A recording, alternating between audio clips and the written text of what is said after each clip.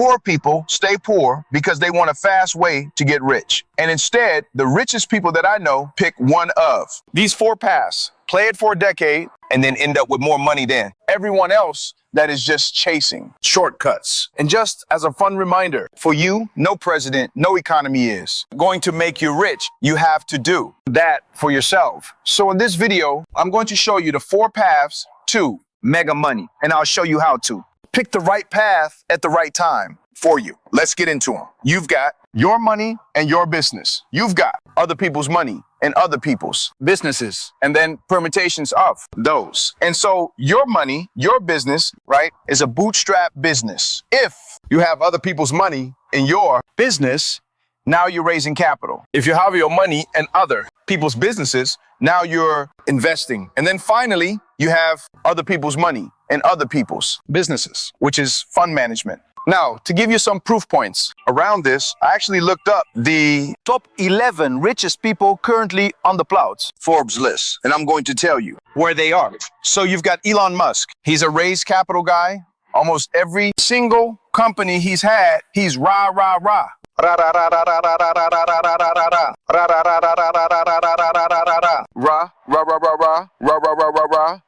Raised outside capital, and then he's continued to fund it and grow it. Larry Ellison, who's number 2, raised capital. Mark Zuckerberg raised capital. Jeff Bezos raised capital. Larry Page raised capital. Sergey Brin raised capital. Steve Ballmer bootstrapped. Microsoft was bootstrapped. A lot of people don't know that. Underneath of that, you got Jensen. Wang raised capital. Warren Buffett investing. Michael Dell bootstrapped. The Waltons, as in Walmart, bootstrapped. And so that's the top 11 wealthiest people in the world. Now, you might have noticed that fund management wasn't there. If I go like 6 deeper, you'll find people who did fund management. Now, one of the interesting things about each of these contracts is there's a little bit of risk and there's a little bit of trade-off with each of them. And I personally have done 1, 2, 3, and 4, believe it or not. And so I'll actually walk you through my own examples and which one's right for you. So let's start with number 1, bootstrapped. Bootstrap just means that you fund the business from your own savings and cash flow. You have no outside investors and you grow. To reinvesting your own profits. You have a website and you've got a sale. Phone and you've got skills and you start trading one for the other. Get a little excess money. Take that excess money and then continue to build. Now, typical examples for this are usually low-cost businesses to start. A lot of times that's services. So agencies, home service businesses, B2B services, professional services, things like that. Sometimes nowadays you can actually do this with software. It didn't used to be that way, but now it kind of is. Education businesses, e-com brands. If you do drop shipping, if you don't do drop shipping, you'll have to front some capital in order to get the first inventory started. Local businesses, most normal companies. Now, to be fair, that scope has continued to broaden because the cost of entering business is going to continue to drop. Now, for me personally, my first brick and mortar business was a gym. And so that was bootstrapped. I used the profits from that to start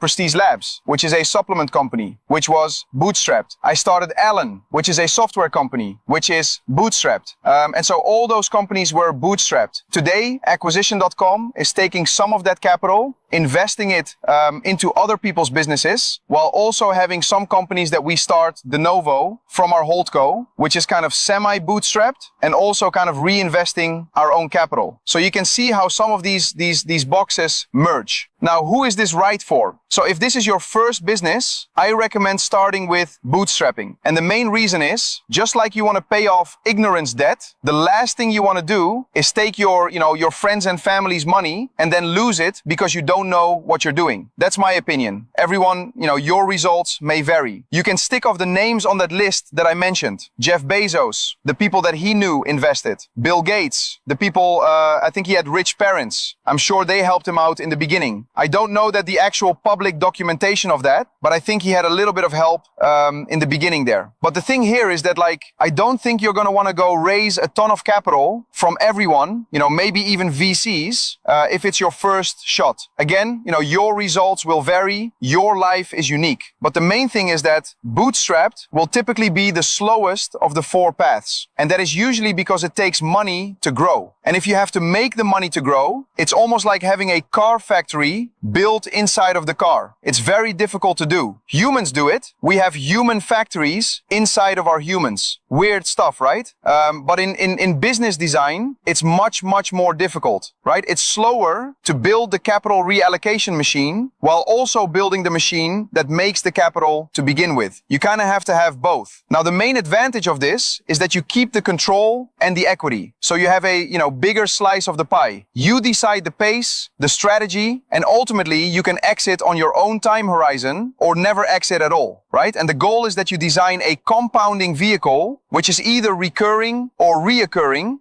within the business, and then you let that over time do the heavy lifting. That's the end goal. Now, a lot of first businesses don't have any of those things, but you buy $1, sell for $2, and you make money. There's nothing wrong with that. Here's some of the trade-offs. When you bootstrap, you incur more debt than any other vehicle. Now, you're like, wait a second, I thought I was, using my own money to start this thing. Yes, but you incur every other type of debt. And oftentimes, every other type of debt is harder to pay off than money is. So what do I mean? If you're starting with your own cash, it's very difficult for you to attract like a star talent team of 10 people that all need $1 million plus per year to work and actually grow this thing. If you're venture backed, you can do that with some stock and then also decent cash compensation. And so that becomes harder to do. So you incur lots of management and leadership debt. If you can't get the high enough level of the softwares that you need in order to build your software company or whatever, if you start low, you're going to have some technical debt that might incur along the way. Same thing with your data debt. So you're going to have lots of debts that money could have otherwise solved for you, but you don't have money as one of the things that you're in debt for. Now, to be clear, there are pros and cons there. Like the pro is that you can stay alive a lot longer because you typically keep your cost basis a lot lower. The downside is that it goes slower. And so your capital constraint will oftentimes limit the size of what you can pursue from day one. If you wanted to start an AI robotics business to go global, it would be incredibly unlikely that you would succeed because the amount of capital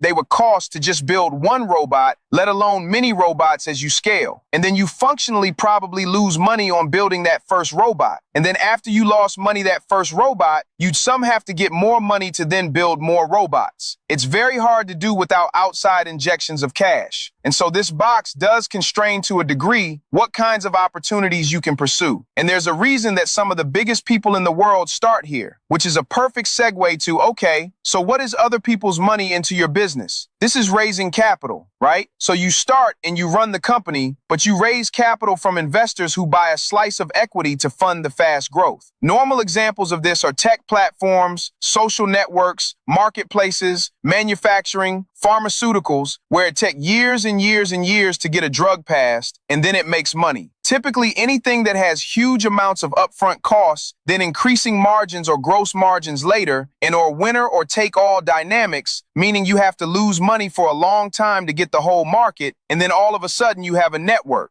effect, and then everyone buys from you. Amazon famously lost money for like a decade plus before they really started turning a profit. Facebook too lost money for a long time, but they were mapping networks. So who should take this path? If you have a very big dream of what you want to build, and there's functionally no way to make your thing profitable without using other people's money, like as in like you will just, you're going to lose money for a year, 2 years, 3 years in order to actually have this thing work, then you have kind of like a predefined path that you're going to have to raise capital. So I have experience with this because school is venture backed, right? And so we raise capital at school to continue to grow the company, and we're able to give pricing, which is absolutely absurd, like $9 a month, which by the way is very little with inflation. It's basically free in order to get as many people who want to start a business, all the tools they need to do it. Now, the main advantage of this is that you start with a bigger thing. You can hire the top talent. You can outspend competitors. You can be negative in your acquisition cost. I mean, you can lose money getting customers, right?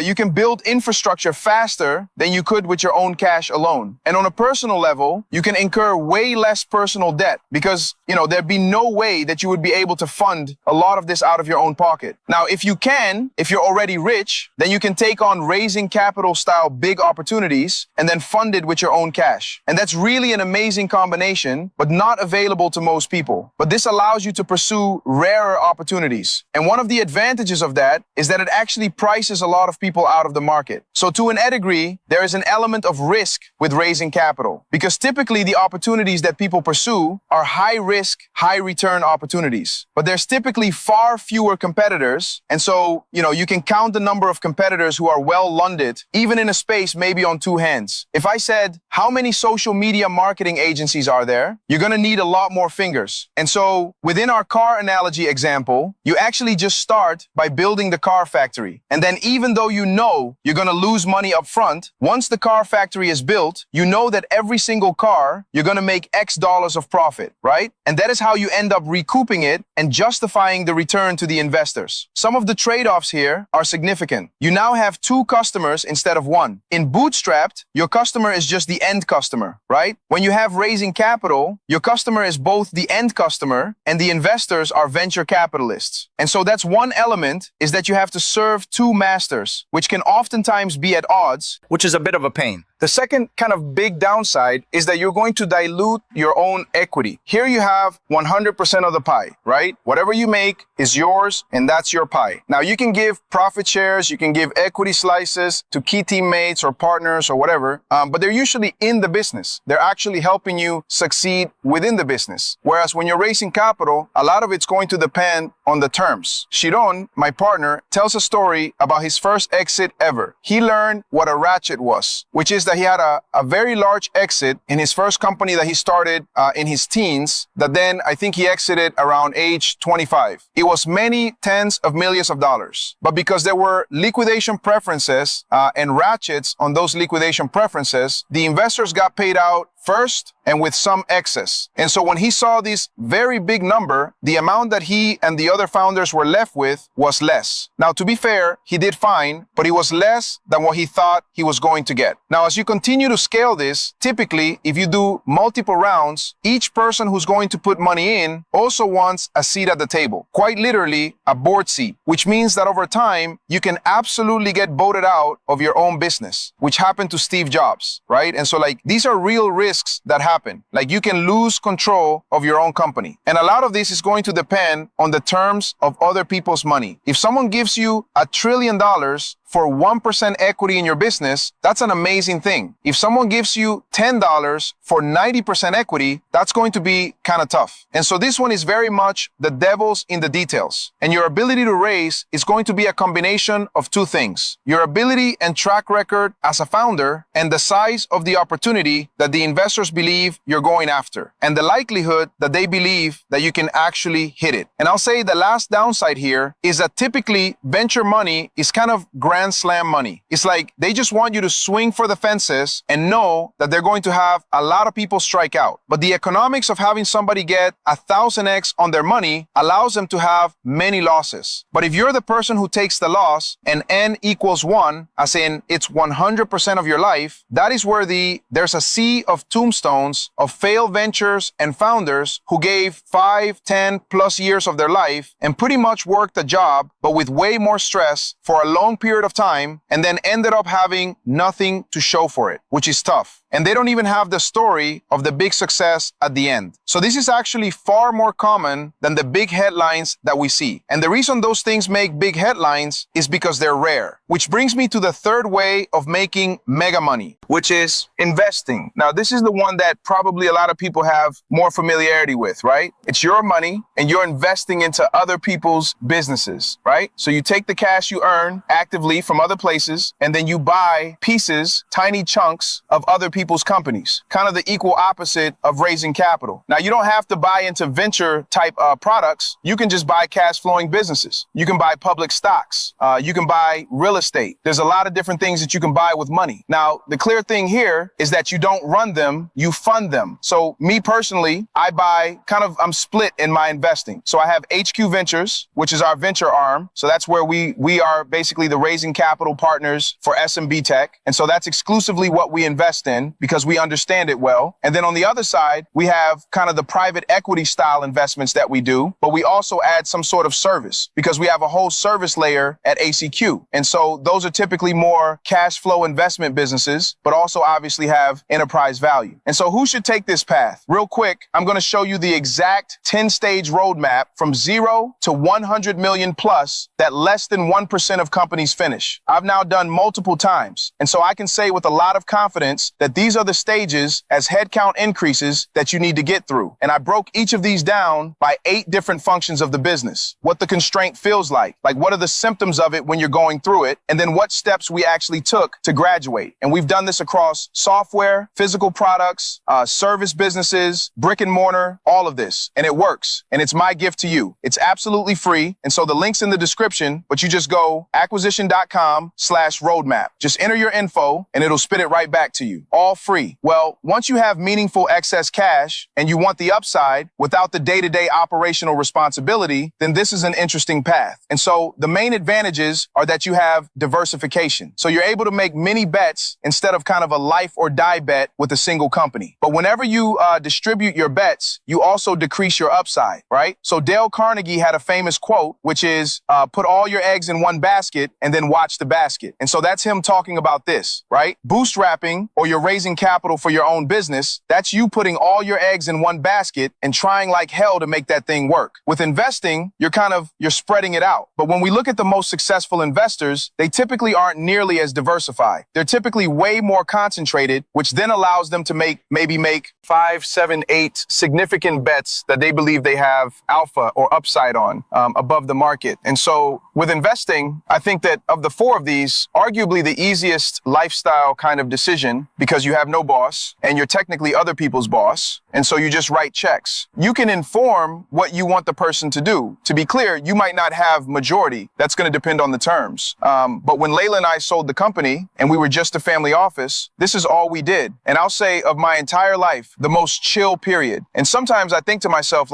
what was I doing? Why am I back doing this when I don't need to do it anymore? But I want to make a key point here is that this is by far the slowest, number one. And number two, almost no one makes their money this way. They already have a high active income and then they begin investing. And if you're like, well, I'm going to be like Warren Buffett. Well, did you buy your first stock 2 weeks after Pearl Harbor when you were age 7? No. And did you do it in a world where there wasn't a Robin Hood and you actually had to figure out how to do mail-in ballots and call someone as a 7-year-old or 11-year-old, whatever it was, to make your first bet? Probably not, because you're like, I want to be like Mozart, and you're age 30 and you want to start investing. It's like, well, he already had 19 concertos by this point because he started at age 7. So I wouldn't say, oh, let me look at what the top person in this field did if you're not that person. And so the whole point of this video is to figure out what path is right for you. And to be clear, Warren Buffett is very famous now, but until he was 60, I don't think many people even knew his name. 60, right? And he's made the vast majority of his wealth from age 80 to 95. So think how crazy that is. So if you're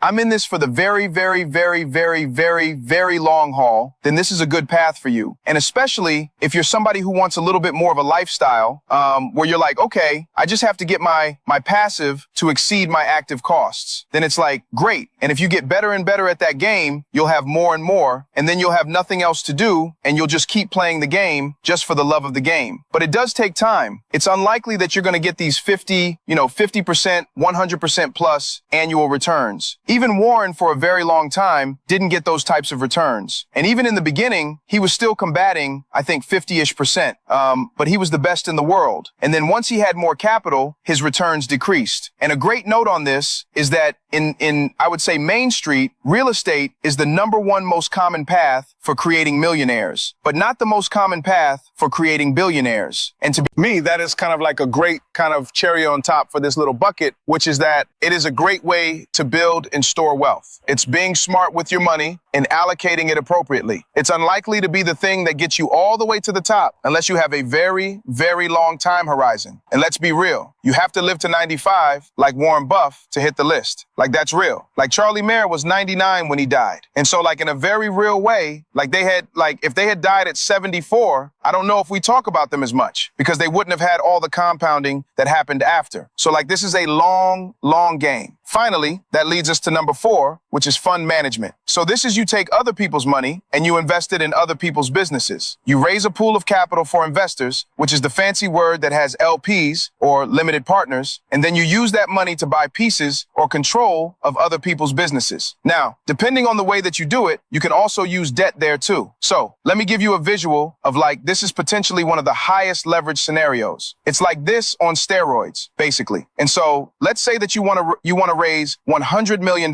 Now, I'm going to use big numbers because I want you to think bigger anyways, rather than thinking in small numbers. All right. So in order for you to raise a fund with $100 million, it's typical that the person who raises the fund puts about 5% of the total funds raised in. So you put $5 million in. You raise $95 million of LP capital. That means limited partner capital. So other people put their money in. And then this is where it gets even crazier. So this is $100 million in total, right? But then you say, you know what? We're going to go buy, I don't have enough space on this thing, so just bear with me. We're going to buy $300 million of businesses because we're going to use $200 million in debt to buy these businesses. And so think about the leverage that you get from your $5 million able to buy $300 million worth of stuff. Now, when this $300 million, let's say it just grows at 10% a year. Let's say you're not amazing. You're just matching the S&P, all right? In 7 years, you'll double, right? So this is now $600 million 7 years later. Now, if you had a 10% return for private equity, that would be bad. But I'm just going to give you like the base case of like, you're not that good at this, okay? So that means that you have a $300 million delta. So we got to pay back, right? We got to pay back the debt. So we have to take our $200 million out because we got to pay the debtors back. Now, they have some interest and some other stuff there too, right? Then we got to pay our LPs back, right? I'm just making the box a little bit smaller so I can draw the rest of it, all right? So we got to take this back. Now, sometimes there's a hurdle rate, which is a minimum return you give these guys, saying I don't get paid until X happens. That depends. But typically in private equity, it's 6 to 8%, somewhere in there. And then whatever's left over here, you then have a split with them, LPS and then GPU. So let's see what happens when you actually invest this money and then wait 5 to 7 years. Now, let's say because you're in private equity and you're investing in non-public markets, you get a better than public market return, which is basically the baseline. Like, no one wants to get a public equity return and have their money locked up for,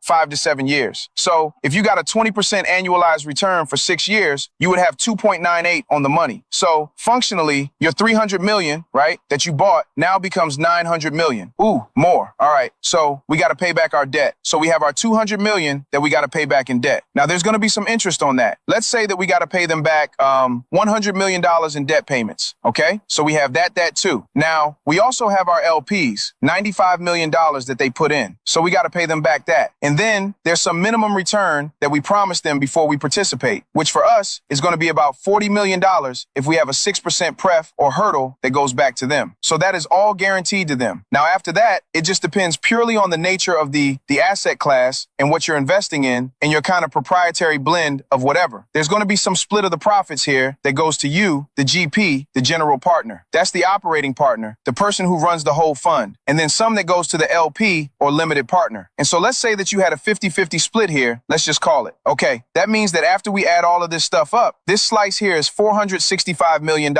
Remember, we started with 5 million. This is how you get mega rich. Now, to be clear, all this isn't yours. Maybe 2/3 of that isn't yours. But either way, even if you had 10% of that and you got $46.5 million, you did pretty good on your $5 million investment, right? If you got 20%, now you're looking at $90 million.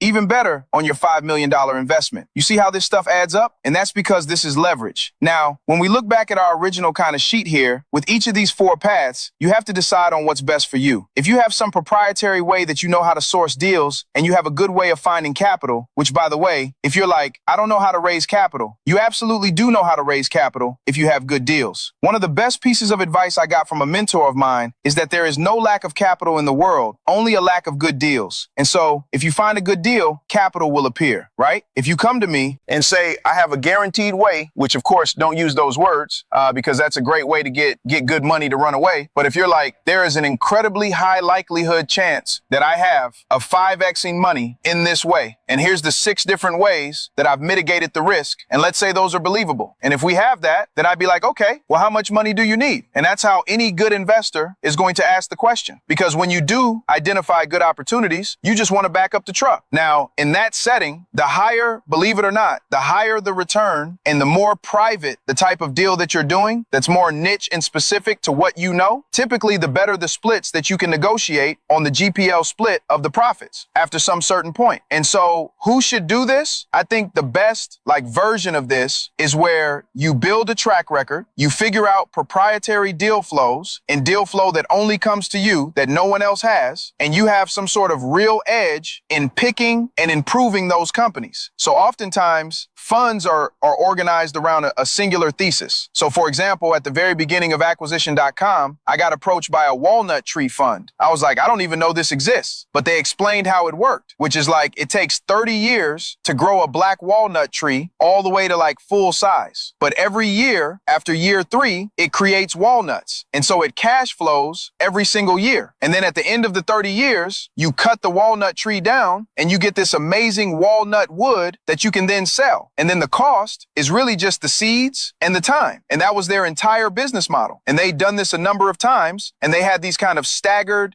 tree vintages, I'm using the wrong word, but the vintage of trees, every year they had another cohort. And I was like, this is a really interesting business. And they had a fund around it because I don't want to know where the Venezuelan tree farmers are. I don't have those connections. I don't know how to sell walnuts at scale. Could I figure it out? Maybe. Is it worth my time? Probably not. Is it worth my money? If it doesn't take my time, maybe. And so the beauty of this one is that you have maximum leverage and you can have the smallest personal checks. You have huge potentials for upside.